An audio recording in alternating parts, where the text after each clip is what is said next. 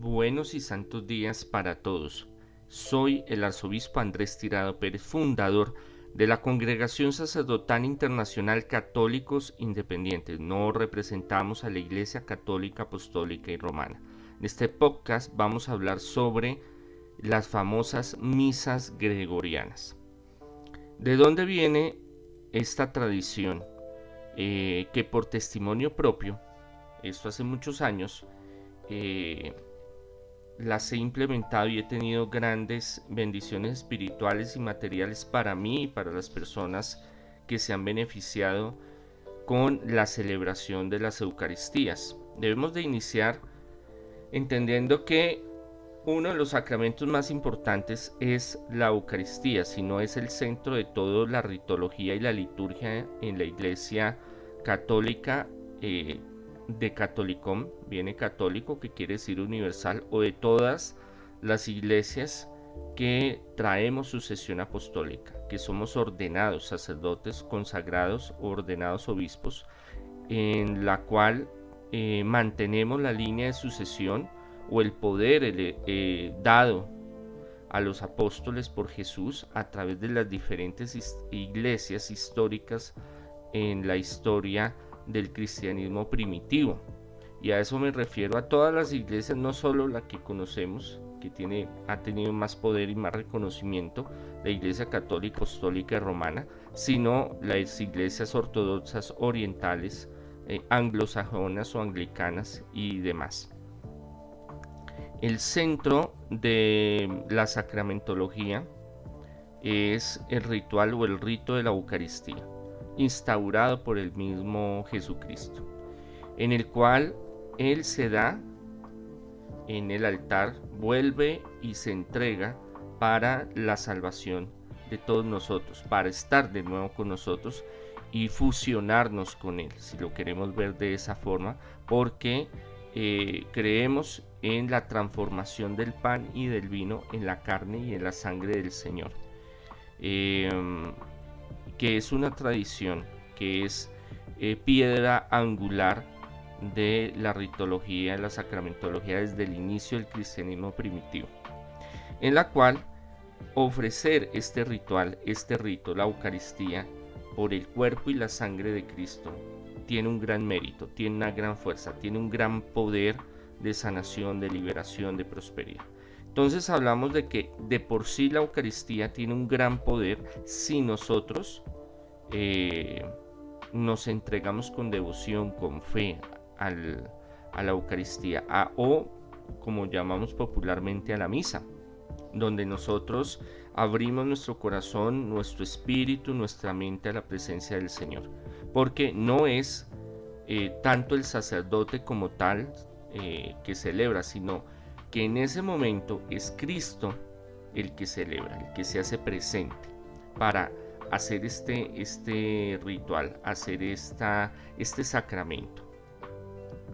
Entonces, toda Eucaristía tiene poder, toda Eucaristía es importante, fundamental, pero también existen a lo largo de la historia del cristianismo Eucaristías que se han celebrado de forma temática. ¿Qué quiere decir temática? De que se han utilizado para un objetivo específico o un ofrecimiento específico. Por ejemplo, lo que es la fiesta o la celebración de la Virgen del Carmen, de diferentes fiestas que se hacen a lo largo del año litúrgico, donde hay una devoción especial, una fiesta especial en la iglesia. Y resulta que hay una historia, leyenda, historia, pero como yo siempre lo digo, donde el río suena, piedras lleva, donde sí parte de una experiencia personal, sí parte de una experiencia que impactó y quedó a través de la historia. Y nos remitimos al siglo VI con un papa muy importante para el cristianismo romano, para la Iglesia Católica, Apostólica y Romana, el cual a través de él se desarrolla toda una estructura y un cambio de lo que se estaba manejando de la Iglesia en Roma, a convertirse en la primacía de las iglesias de Occidente sobre las iglesias de Oriente, y cómo se va construyendo lo que hoy conocemos como el Vaticano.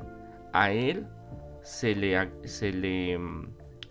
agradece, si lo queremos llamar así, se le nombra como uno de los primeros padres doctores de la Iglesia de Occidente, o la institucionalidad de la Iglesia de Occidente, de poner a Roma, la Iglesia Católica Romana, como primera que las otras iglesias en el Oriente, cosa que en el cristianismo primitivo y los primeros 6 siglos no fue así, porque era como una confederación de diferentes casas episcopales o patriarcados, donde cada obispo manejaba su eparquia, manejaba su terreno, si lo queremos llamar de esa forma, sus iglesias particulares. Entonces, a través de él y a través de también San Agustín y San Jerónimo y otros más, San Ambrosio de Milán y otros, van dándole como esa proyección a que la iglesia fuera, tanto económicamente como de una organización, y a San Gregorio I Magno, doctor de la iglesia, el que estamos hablando, es el que, siendo abogado de una familia muy rica, decide abandonar el derecho y volverse monje benedictino, lo cual pues fue muy maravilloso para la experiencia de vida de él, y que lo marcaría mucho, y que esa regla de San Benito, porque él fue monje benedictino, la implementaría en la organización, un reformador, si lo queremos llamar, de la Iglesia Católica, Apostólica y Romana.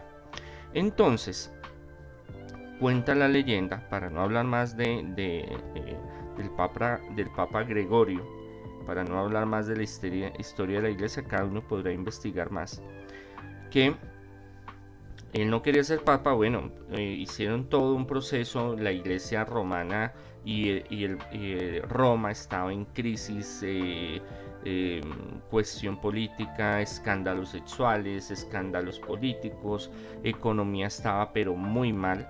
No era como la iglesia que conocemos actualmente, que es el Vaticano, que es grande, es poderosa, sino que está teniendo problemas muy graves. Entonces ven la inteligencia que él tiene y lo enfocan a que, bueno, lo proclaman papa. Y él, estando en el papado, bueno, sale de su abadía de San Andrés, donde antes era su casa, que él la donó, y donó bastantes recursos económicos. Su familia era muy piadosa, pero muy rica también. Eso también impulsa a que fuera papa también, la cuestión económica, que eso se miraba mucho de qué familia venía, qué estudios tenía, qué economía manejaba. Estando ahí, se salió como un escándalo a flote, yo lo puedo llamar de esa forma. En la misma abadía había un monje que practicaba, era doctor, y este monje, desafortunadamente, Justus, de nombre Justus, la leyenda cuenta de que por sus servicios había acumulado 3 monedas de oro, y que pues iba en contra del voto de pobreza absoluta que debían de tener. Ya con el Papa Gregorio, él quiso volver a las enseñanzas de San Benito y vivirlas plenamente, y cómo volver el clero a ese estilo de vida y muy radical, muy fundamentalista de la obediencia, de la castidad, de lo que es la regla de San Benito, cosa que era muy particular, muy sectaria. Solo algunas comunidades monásticas o del monacato las cumplían.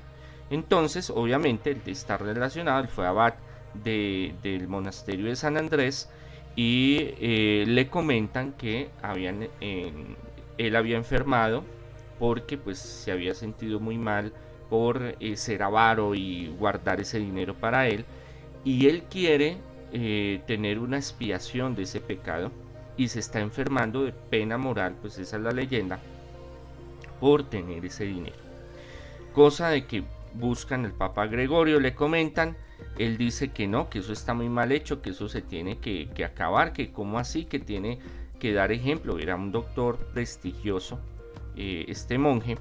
Acordémonos que los monjes eran, se cae el Imperio Romano, las universidades se van para el carajo, el que llena ese vacío es la iglesia, en especial la fuente de conocimiento.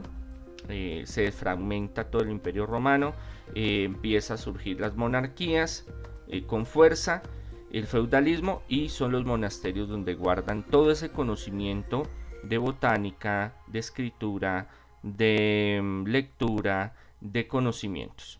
Entonces, el tener un monje que fuera doctor era muy importante.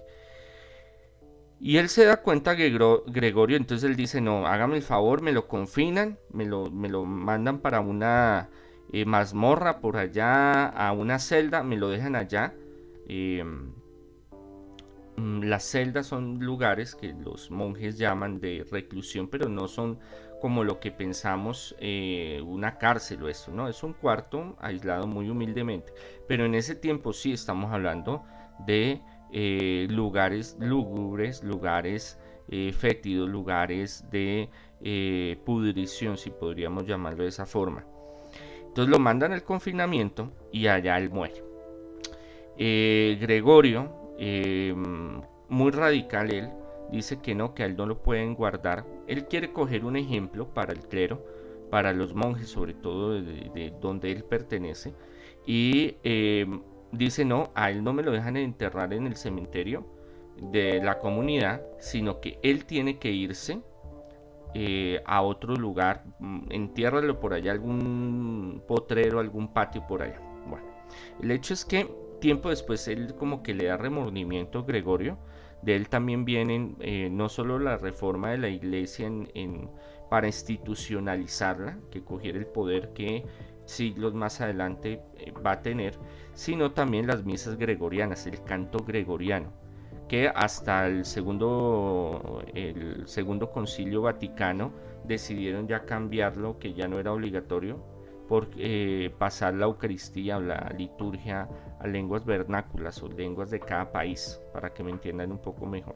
Entonces también lo que es las misas gregorianas se le atribuyen a él, por eso se llaman gregorianas, de San Gregorio Magno, el canto gregoriano y lo que es la primacía de la iglesia de Occidente sobre los patriarcados de Oriente. Tiene un gran remordimiento y dice no, va y habla con el abad y le dice, mire, celébrele a este hombre, a Justus, 30 misas para su eterno descanso.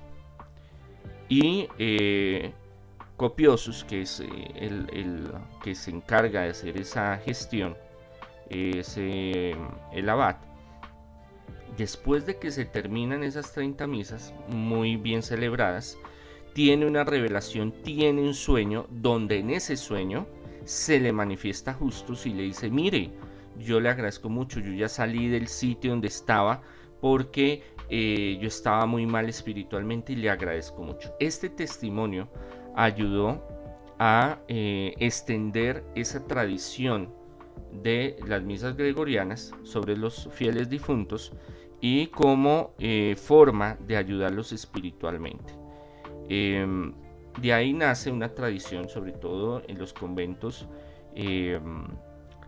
bueno, también de otras comunidades religiosas, pero sobre todo en los benedictinos, de celebrar las misas gregorianas.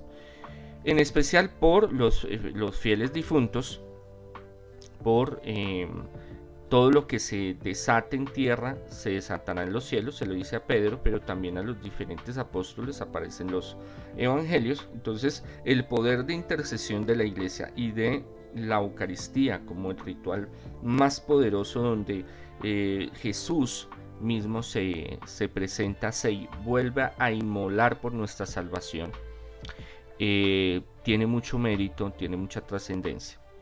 Con el tiempo fueron cambiando. Es más, en la modernidad, el Papa León XIII el cual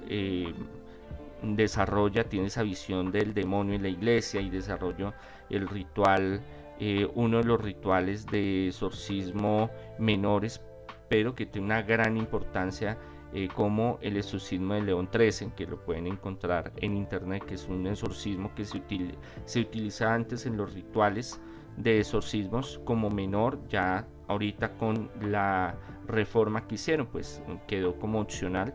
Siempre se utilizó en la iglesia y aún en el día de hoy para liberación, no solo en la iglesia romana, sino en diferentes otras iglesias de tradición apostólica.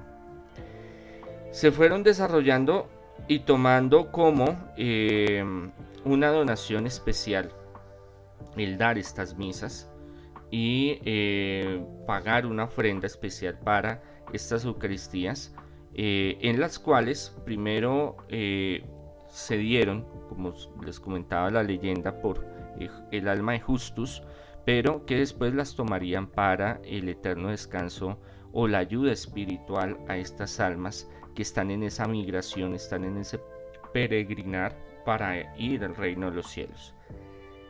Entonces, estas Eucaristías no solamente les escogieron una gran fe, una gran devoción, es más, el Papa Gregorio las impulsa en cierta forma, sino para muchas otras peticiones.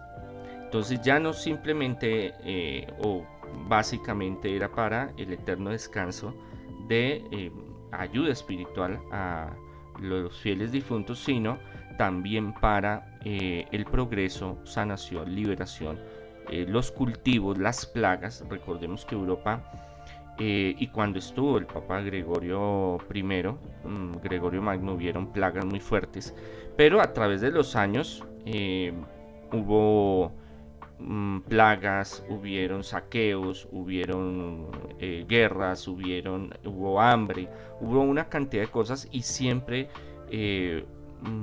utilizaban este tipo de misas temáticas, si lo podemos llamar así, donde durante 30 días, hasta el día de hoy, hay bastantes lugares. Es más, estuve viendo que hasta virtual en algunos monasterios todavía la celebran, este tipo de Eucaristías para los, en especial, fieles difuntos, pero no solo para los fieles difuntos, sino para varios ámbitos, para los vivos y para los que han desencarnado, porque tiene un gran mérito espiritual, tiene una gran fuerza en la cual el sacrificio de nuestro Señor Jesucristo, al celebrar la Eucaristía, toma una gran fuerza, una gran petición por su sangre poderosa, su carne, para llegar a los pies del Padre, del Hijo y del Espíritu Santo, para conseguir estas bendiciones.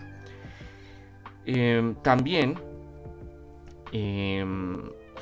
fue cogiendo esta gran tradición, fuerza, para pedir por los vivos. Como les decía, no era solo para los muertos o los desencarnados, sino también para los vivos en muchas de las áreas: salud, progreso, liberación, sanación, rompimiento de cadenas genealógicas. Por eso decido retomarlas, pero no solo colocarle el número 30 como tal, como la tradición lo dice, sino el número 33. El número 33 es un número de plenitud, de compacto, de fortaleza, de completo. Por eso los 33 años de nuestro Señor Jesucristo. Ahí es donde 33 misas seguidas, todos los días, vamos a celebrar pidiéndole al Señor la Eucaristía. Vamos a celebrar la Eucaristía pidiéndole al Señor la liberación, la sanación, la prosperidad, restauración de hogar, rompimiento de cadenas genealógicas. Con el tiempo, es más, el Papa Gregorio XIII, en el altar mayor de Roma,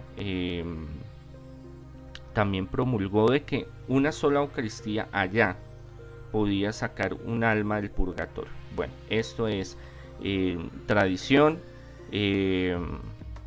lo cual pues respeto mucho, que no solo las 30, sino que una allá en el altar de San Pedro podría hacer de que, celebrada por el Papa, esa alma saliera del purgatorio. Si vamos a buscar en la Sagrada Escritura, la palabra purgatorio no existe.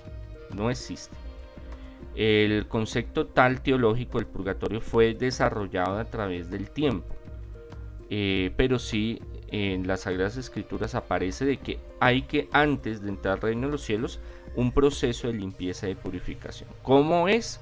Nosotros no lo conocemos directamente, lo conocemos por revelaciones privadas, por experiencias, por personas, así como esta leyenda de que se habla. Yo, a mi parecer, a mi opinión personal, pienso de que Justus está defalcando, o esa es mi interpretación, está defalcando la comunidad y estaba lucrándose guardando una cantidad de recursos. El número 3, por esas 3 monedas de oro, es un capital enorme. El número 3 es de la Santísima Trinidad. Y en numerología y Sagrada Escritura es bastante, a que abarcaba mucho. Entonces yo pienso de que él había hecho muchas cosas torcidas, y es ahí donde el Papa Gregorio tiene que entrar a reformar y a cambiar esas cosas. Y que de cierta forma sí tuvo que haber una experiencia paranormal o mística o espiritual donde se diera esta revelación que Copiusus había tenido, sea en visión, sea en sueño, sea una revelación.